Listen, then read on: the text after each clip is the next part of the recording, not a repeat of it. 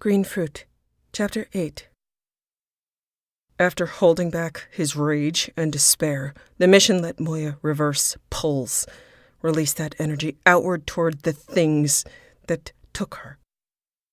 They were shaped like people, but the collectors were things, and they died. Lots of them. Quickly. Not enough of them, and not quickly enough for Moya. The collectors ended here and now.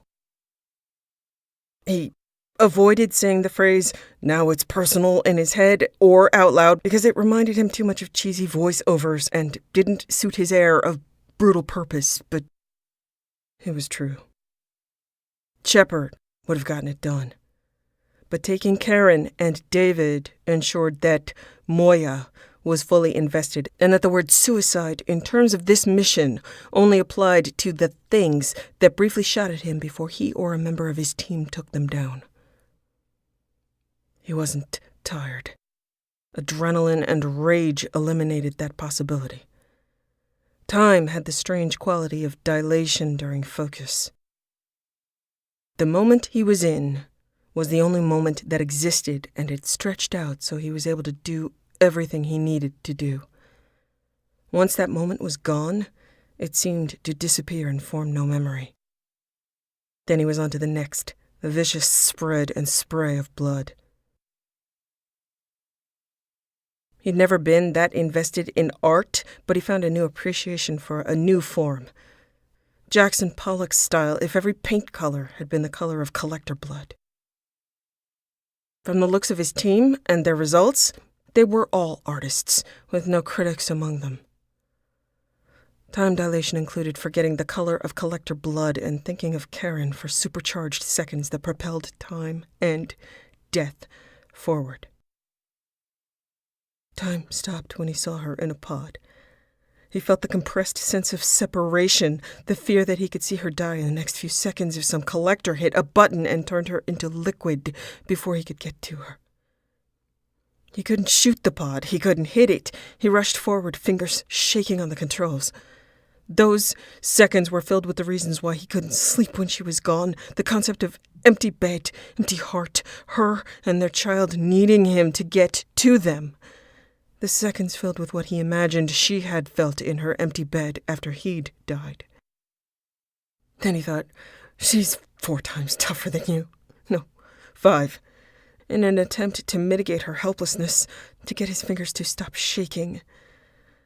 He didn't really manage that, but fortunately Drell and Torian hands moved to shift the loosening shield with him as he lunged, and then the empty spaces in time were filled with her. Just her. Harsh breath and his eyes clenched tight, he felt the lightheaded impossibility of ever letting her go. But suddenly remembered David. Twisting his head, he saw Jack and Tally helping David from another pod. Vague humiliation at not being able to think of the other people being released, barely remembering they existed until his eyes fell on them and he made space for them in this newly flooded reality. Triumph, humiliation, failure, the inability to think of anything except the woman in his arms. And then Garrus moving to set up a perimeter. He couldn't kiss her. He didn't deserve her. He'd let her be taken. He'd kept her on the ship. Regardless of wisdom or choices, the responsibility stopped at him. A cool hand slid up from his waist, along his shoulders and then to his face. And she kissed him. Jack said, "Aww," between swears and the sounds of shockwave, weapon discharges, and heat sinks hitting the ground. He opened his eyes to adamant green, felt his spine begin to fill with strength at the sight. Felt that he should up the number to 10 times tougher than he was. All the sorry spilled into his eyes, almost babbled through his lips, but she put a finger on his lips, and then drew one of his hands to her abdomen, and said in her river voice, "Thank you, Cherie. We're fine. We're all fine. How is it then you can look like you're standing in your own medbay. I'm standing in your arms. Karin, She could tell, she just could, that he was not reassured, that he never would be. There was triage in her eyes, not second nature, but first nature to her. He was being assessed. Karin put her hand out to welcome David into the circle of her arms, and then David spontaneously put his arms around Moya, and the impact of those gestures imploded inside him, taking out all defenses and leaving nothing but the will to hold these three tight and not let go. We have to get back to the ship. You have to make sure this never happens again to anyone else. She sounded so sure, so right.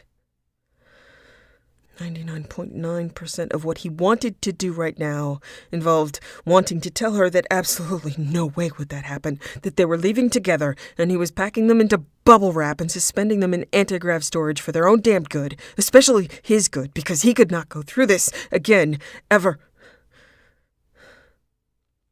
And then he realized this is how she felt every time he left the ship, every time she thought of him for years.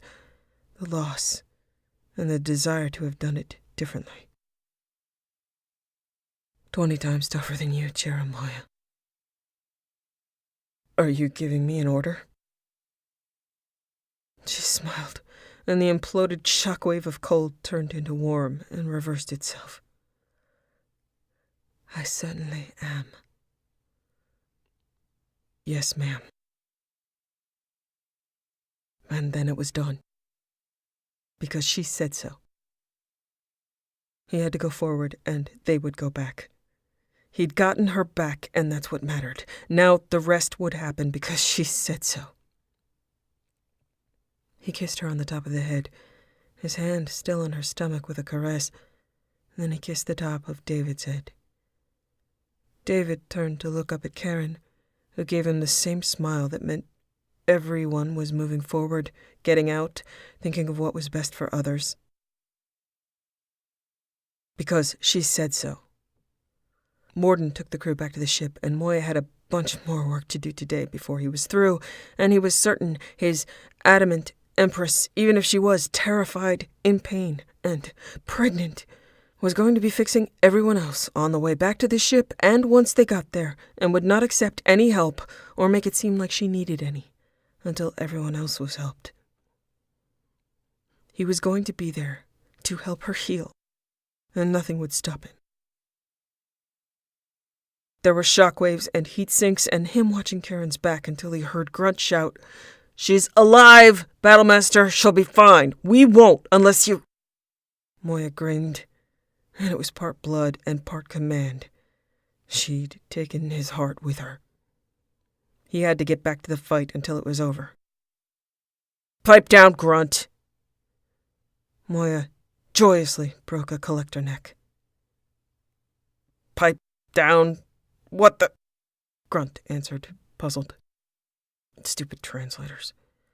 Jack added helpfully, "It means shut the fuck up."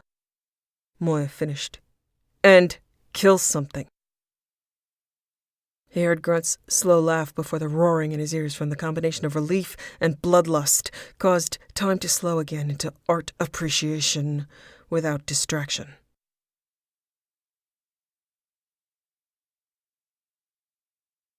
They killed something. They killed everything. The base was detonated, and his fellow art enthusiasts with various limps, winces, and manic grins made it back to the ship. Everyone had taken a beating. His ship, his wife, son, and his crew. But there were no fatalities except the collectors, base detonated, and the elusive man ignored entirely. There wasn't enough fuck off in the galaxy for that man, so silence would do. It felt good. It all felt good except where he was probably going to bleed to death from internal crush injuries. All those anti-grav platforms and still literally tons of falling debris. Stupid collectors. He knew he had to do his job, but now that he was back on board, he could cheat. Edie, Karen's still alive, right? Yes. So glad. Prioritize. Damage report. He tried to comprehend, but the time dilation thing seemed to be failing him. His right knee started to tremble and gave out. Turian and Drell arms were there to support him. He growled that he was fine. Response was Turian laughter and Drell deadpan disbelief. I believe your translator is malfunctioning. Loss of that much blood is not fine. Moya swore and swatted at them because he needed to get his job done before he earned Karin back, and they weren't stopping him. Garrus got an arm under Moya's armpits, holding him up before he fell over. Thane had his arms braced behind his back so he wouldn't swing anymore. Okay, maybe he was thoroughly messed up, but that didn't mean he had to admit it. Garrus hefted him up. Off your feet, Commander. Traitors. Working for the collectors. Doubt that last check's gonna clear. They cannot afford me. Ow! Shoulders dislocated. At least. I promise I won't hit you. Like I'm falling for that. Good news, we're headed to the medbay. Take me to my quarters. Shower, and I'll be fine. Can't see Karin like this. Garrus shook his head. You're standing next to me and a very pretty Drell. You're gonna look like crap no matter what. Don't carry me. So tempting. Don't let my ship explode. I'm on it. Moya then began to hope he'd make it so he could see her before he died. Might have to carry me. Thane's restraining hands loosened on his. Your entrance may be less than her. Collectors suck. He passed out.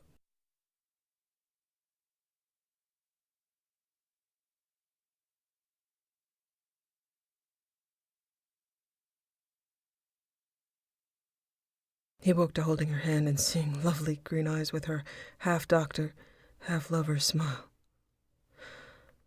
He decided it was heaven. Did I die?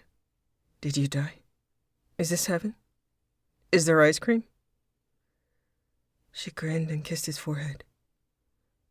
Despite you jettisoning much of your blood, I managed to get a bit of it back into you. How long have I been out?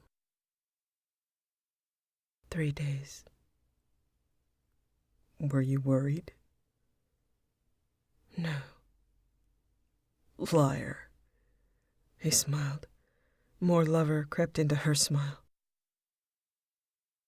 I have something to tell you. I thought I might, die and be able to miss this conversation. If I'm not dead and this isn't heaven, then I would like to cordially ask you to accompany me to Earth.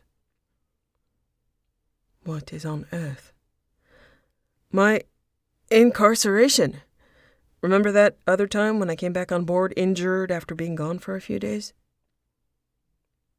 That time when I was quite worried? Yes, that's the one.